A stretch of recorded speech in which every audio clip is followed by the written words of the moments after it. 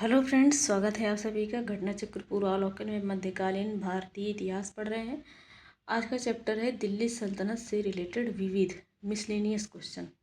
तो फ्रेंड्स, यदि आप मेरे चैनल पर नए हैं तो प्लीज़ चैनल को सब्सक्राइब कर लीजिएगा। चैनल मेरा छोटा है, नया है, तो प्लीज़ चैनल को सपोर्ट करें। आगे ले चलने में आने वाले सभी एग्जाम के लिए मोस्ट इम्पॉर्टेंट है। तो चलिए दिल्ली सल्तनत से रिलेटेड विविध जो के क्वेश्चन है उसको पढ़ते हैं। तो भारत में पोलो खेल का प्रचलन तुर्कों ने दिया था। पोलो खेल का प्रचलन किसने दिया था? भारत में तुर्कों ने दिया था। ज्ञातव्य है कि कुतुबुद्दीन ऐबक पोलो या चौगान का शौकीन था और पोलो ही खेलते समय घोड़े से गिर जाने पर इनकी मृत्यु हो गई है 1210 ईस्वी में। तो पोलो खेल का प्रचलन भारत में किसने किया? तुर्कों ने। सल्तनत काल में ऊंचे धार्मिक और न्यायिक पदों पर बैठे व्यक्ति उलेमा को सामूहिक रूप से दस्तार बंदान पगड़ी पहनने वाले कहा जाता था। तो जो दिल्ली सल्तनत था, सल्तनत काल में जो ऊंचे धार्मिक और न्यायिक पद पर बैठते थे, जो ऊंचा पद होता था धार्मिक का और न्याय करने का, उस पर जो व्यक्ति बैठते थे उसको क्या कहा जाता था? उलेमा। क्या कहा जाता था? उलेमा। तो उनको सामूहिक रूप से दस्तार बंदान कहते थे। दस्तार बंदान का मतलब क्या होता है? पगड़ी पहनने वाला। तो जो सबसे ऊंचे अधिकारी होते थे, न्याय करने वाले या तो धार्मिक पद पर बैठे व्यक्ति क्या करते थे? पगड़ी पहनकर बैठते थे, तो उनको उलेमा कहा जाता था और दस्तार बंदान कहा जाता था, पगड़ी पहनने वाला। क्योंकि वे सिर पर आधिकारिक रूप से पहनी जाने वाली पगड़ी धारण करते थे, इसलिए पगड़ी पहनने वाला या दस्तार बंदान कहा जाता था। राजपूतों द्वारा मुस्लिम आक्रमणकारियों से स्त्रियों की रक्षा के लिए जौहर प्रथा का प्रचलन किया था। तो राजपूत क्या करते थे? ज़्यादातर राजपूत राजस्थान में थे। तो जब मुस्लिम आक्रमण कर देते थे राजपूत पर, तो ये युद्ध में मारे जाते थे पुरुष लोग, स्त्रियां बच जाती थी, घर में रहती थी। तो स्त्रियों को उनको बचाने के लिए एक जौहर प्रथा प्रचलन किया था। जौहर मतलब खुद को आग में जला दे, इसको जौहर कहा गया है कि खुद को आग में जला के मर जाना, लेकिन इन मुस्लिमों का कहना नहीं करना, उनके संपर्क में नहीं आना है। तो ये था जौहर प्रथा। तो चलिए क्वेश्चन अब सॉल्व करते हैं। भारत में पोलो का प्रचलन किया है तुर्कों ने। भारत में पोलो का प्रचलन तुर्कों ने किया है। सूची फर्स्ट को सूची सेकंड से सम्मिलित करना है। फिरोज तुगलक और बलबन अलाउद्दीन और जहांगीर। तो बलबन ने क्या किया था? बलबन नवरोज़ त्यौहार मनाता था, नवरोज़ त्यौहार। अलाउद्दीन खिलजी ने क्या किया था? दीवाने रियासत किया था। यहाँ पर क्या होता था? जो राजस्व विभाग था। और फिरोज शाह तुगलक ने किया था नहरों का निर्माण भारी मात्रा में। जहांगीर के शासनकाल में सर थॉमस रो आया था, जो कि विदेशी था। तो इसका आंसर हो जाएगा 3, 2, 1, 4। 3, 2, 1, 4 इसका बी ऑप्शन राइट आंसर हो जाएगा। बी ऑप्शन राइट आंसर हो जाएगा। अगला क्वेश्चन है, दिल्ली सल्तनत के किस सुल्तान के शासनकाल में शाही महलों में हिंदू देवी देवताओं की पूजा होती थी? तो जो नासिरुद्दीन खुसरो शाह है, इसके समय में जो शाही महल है उसमें हिंदू देवी देवताओं की भी पूजा की जाती थी। तो दिल्ली सल्तनत के सुल्तान नासिरुद्दीन खुसरो शाह के शासनकाल में शाही महलों में हिंदू देवी देवताओं की पूजा की जाती थी। मुबारक शाह की हत्या के उपरांत खुसरो शाह नासिरुद्दीन खुसरो शाह की उपाधि धारण कर गद्दी पर बैठा था। तो सुल्तान नासिरुद्दीन खुसरो जो मुबारक शाह था, मुबारक शाह की हत्या कर दिया था खुसरो खां, इसलिए कि मुबारक शाह खिलजी क्या था? अयोग्य था। तो खुसरो शाह इसकी हत्या करके नासिरुद्दीन खुसरो शाह को खुसरो खां खुद नासिरुद्दीन खुसरो शाह की उपाधि धारण करके गद्दी पर बैठा था। तो इसके काल में पता चलता है कि शाही जो महल है वहाँ हिंदू देवी देवताओं की पूजा की जाती थी। तो जो खुसरो खां है ये अपने नाम में उपाधि धारण किया था नासिरुद्दीन खुसरो शाह। इसका पूरा नाम क्या था? खुसरो खां, लेकिन नासिरुद्दीन खुसरो शाह उपाधि धारण किया खुद को और दिल्ली पर गद्दी पर बैठ गया मुबारक शाह की हत्या करके। खिलजी वंश में कौन सा सही सुमेलित है ये बताना है। इब्न बतूता सही सुमेलित नहीं है। इब्न बतूता मोरक्को का था, सही है। मार्को पोलो इटली का था। अब्दुल रज्जाक तुर्की का नहीं था, नूनीज पुर्तगाली का था, ये सही है। तो अब्दुल रज्जाक कहाँ का था? देखो, इब्न बतूता 1333 से 1347 में मोरक्को का यात्री था ये। मोहम्मद बिन तुगलक के कार्यकाल में आया था, 1325 से 51 के बीच तक ये भारत आया था। मार्को पोलो इटली वेनिस का था। प्रसिद्ध यात्री थे वह पांड्य शासक वारमर्मन के कुल शेखर 1368 से 1268 से 1310 के समय भारत आया था।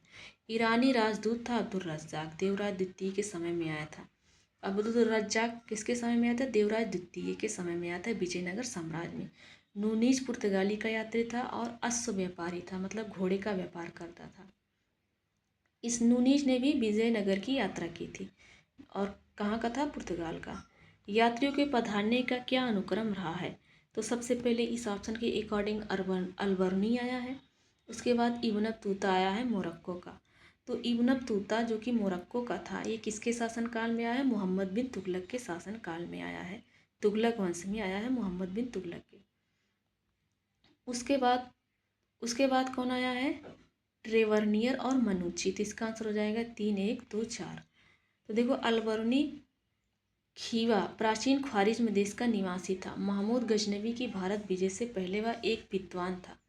तो महमूद गजनवी के समय में विद्वान कौन था? अलबर्नी था। महमूद गजनवी दिल्ली सल्तनत के पहले था। महमूद गजनवी उस समय अलबर्नी था और विद्वान और राजनयिक के रूप में खीवा वंश के अंतिम शासक के दरबार में था। खीवा वंश के अंतिम शासक जो थे उसके दरबार में थे अलबर्नी। महमूद गजनवी ने भारत पर आक्रमण के समय वह उसके साथ भारत आया था। गजनी कितनी बार आक्रमण किया था भारत पे? 17 बार। अब इब्न बतूता मोरक्को का अफ्रीकी यात्री था, अफ्रीका में है मोरक्को। वह मोहम्मद बिन तुगलक के शासनकाल में रहा, 1325 से 1351 में। मोहम्मद बिन तुगलक ने इसे दिल्ली का काजी नियुक्त किया गया था। काजी मतलब जज।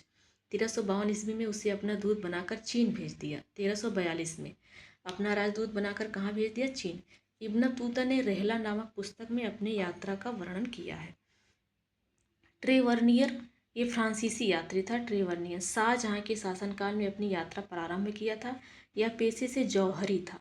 1638 से 63 के बीच इसने 6 बार भारत की यात्रा किया था।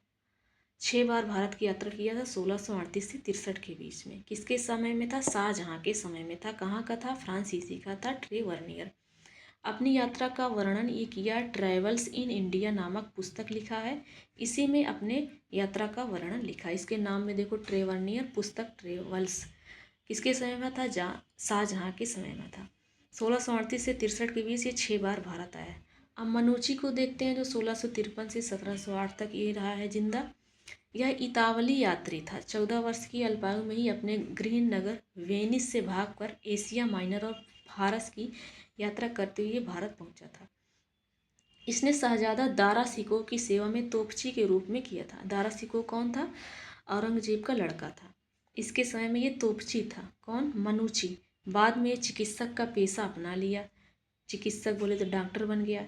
स्टोरियो दो मोगोर नामक संस्करण लिखा है। कौन? स्टोरियो दो मोगोर नामक संस्करण लिखा है मनुची। 17वीं शताब्दी के भारत का दर्पण कहा जाता है। तो 17वीं शताब्दी में भारत का दर्पण कौन है?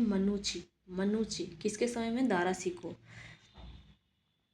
14 वर्ष की अल्पायु में वह अपने घर से भाग निकला था। वेनिस से भाग करके एशिया माइनर आया और वहाँ से फारस होते हुए भारत आ गया था। दस्तार बंदान कौन कहलाते हैं? उलेमा कहलाते हैं। दस्तार बंदान मतलब होता है सिर में पगड़ी पहनना। उलेमा कौन होते हैं? जो न्याय और धार्मिक पद पर सबसे बड़े अधिकारी हैं, उनको उलेमा कहा जाता है।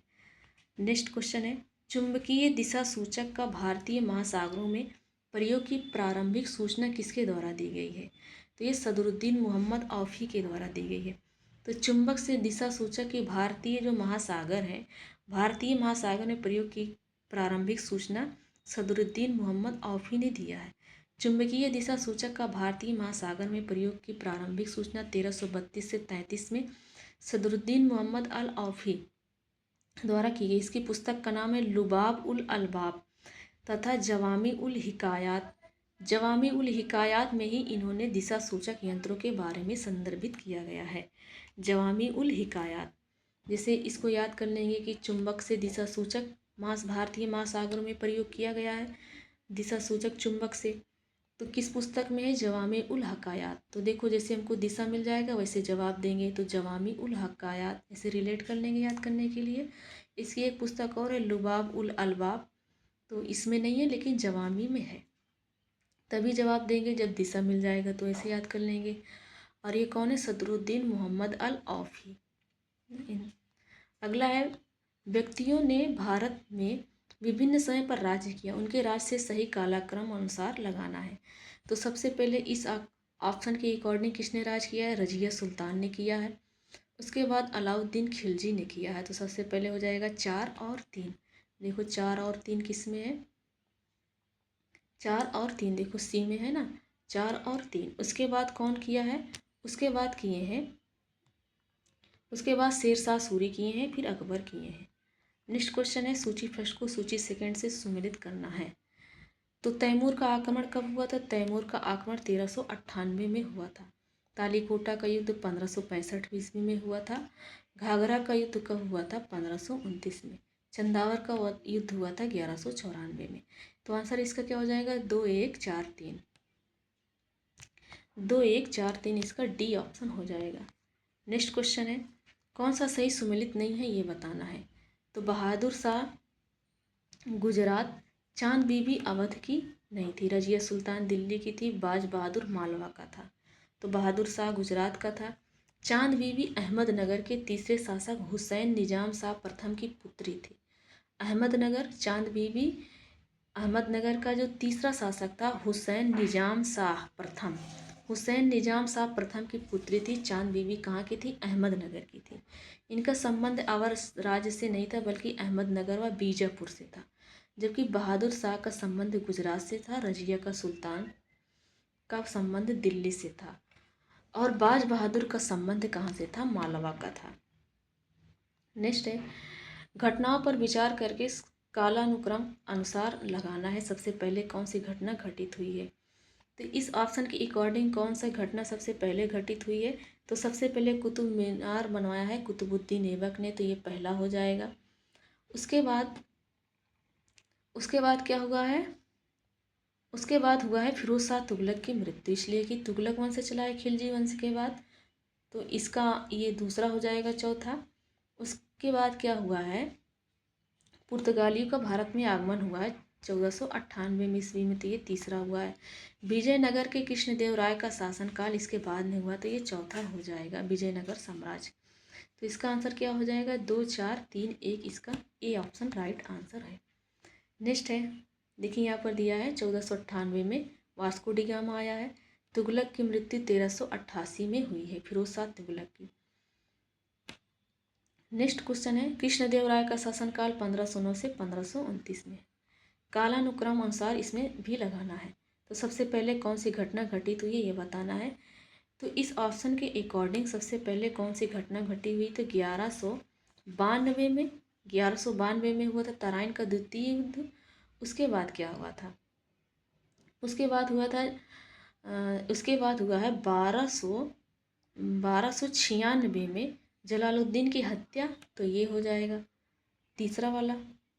उसके बाद क्या हुआ? अफगानपुर षड्यंत्र हुआ है, ये तो मोहम्मद बिन तुगलक राजधानी का स्थानांतरण किया है तुगलक वंश में, तो इसका आंसर हो जाएगा 4 3 2 1, इसका ये ऑप्शन हो जाएगा, इसका ये ऑप्शन हो जाएगा। देखो अफगानपुर षड्यंत्र द्वारा उलुग खां मोहम्मद बिन तुगलक को उलुग खां की उपाधि को सुल्तान गियासुद्दीन की हत्या कर दिया। तो अफगान षड्यंत्र के द्वारा उलुग खां, जिसको मोहम्मद बिन तुगलक कहा जाता है, इन्होंने गियासुद्दीन की हत्या कर दी 1325 में। सुल्तान मोहम्मद बिन तुगलक 1325 में अपनी राजधानी दिल्ली से दौलताबाद देवगिरी ले गया था। नेक्स्ट है, सुल्तान कौन? मोहम्मद बिन तुगलक। अवतरण पर ध्यान करके बताना है। तो चलिए, अपने लगभग 30 वर्ष के व्यापक यात्री जीवन में उसने पूर्वी गोलार्ध के विस्तृत भूभाग की यात्रा की थी। उस विशाल भूभाग को देखा जिसमें आज कोई 44 देश आते हैं, और कुल मिलाकर लगभग 73,000 मील की दूरी चलकर पार की थी। पूर्व आधुनिक काल का संसार का सबसे बड़ा वह यात्री कौन था, जिसका वर्णन ऊपर के अवतरण में लिखा गया। तो पूर्व आधुनिक काल का संसार का सबसे बड़ा यात्री इब्न बतूता को माना जाता है, जो मोरक्को का था, अफ्रीका का था। तो इसका आंसर डी ऑप्शन हो जाएगा, मोरक्को जो है इब्न बतूता। तो 1271 में अपना यात्रा प्रारंभ कर मार्को पोलो ने 24 वर्ष तक लगभग 24,000 मील दूरी तय किया था। मंगोल शासक कुबलई खान से सहायता प्राप्त करके मार्को पोलो की यात्राओं में मध्य एशिया, चीन एवं मंगोलिया शामिल है। तो मार्को पोलो कहाँ का था? इटली का था। निश्चित रूप से मार्को पोलो शिखर यायावरों में से एक था, किंतु मोरक्को इब्न बतूता भूभाग की लंबाई एवं विशालता के दृष्टिकोण से मार्को पोलो से भी बड़ा घुमक्कड़ था।